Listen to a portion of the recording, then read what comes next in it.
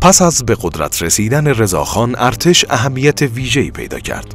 خاندان سلطنتی همواره بدون توجه به زندگی مردم برای حفظ اقتدار خود از هیچ تلاشی کوتاهی نکردند. قبل از پهلوی، ارتش از قوای رزمی ایلات و عشایر و خانهای محلی تشکیل می‌شد و شکل متمرکزی نداشت. پهلوی به دنبال تمرکز و بازسازی قوای ارتش برای حفظ جایگاه خود و سرکوب اعتراضات مردمی بود و در این راه از کمک‌های نظامی امریکا بهره می‌برد که می‌خواست ایران ژاندارم منطقه باشد.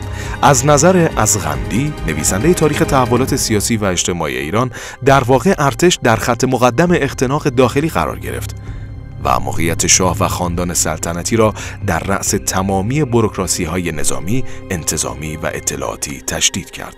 لطفیان در کتاب ارتش و انقلاب اسلامی میگوید بعد از پیروزی انقلاب اسلامی بدنه ارتش به نیروهای مردمی پیوست و در کنار آن دو نهاد مهم دیگر متکی به نیروهای مردمی شکل گرفت که یکی سپاه پاسداران و دیگری بسیج مستضعفین بود. در این زمان سپاه نیز شبیه ارتش ساختار نظامی به خود گرفت، ولی بسیج فضای مردمی و جهادی خود را حفظ کرد و به صورت خودجوش در عرصه‌های مختلف حضور پیدا کرد. بارزترین حضور این نهادها در جنگ تحمیلی 8 ساله بین ایران و عراق بود.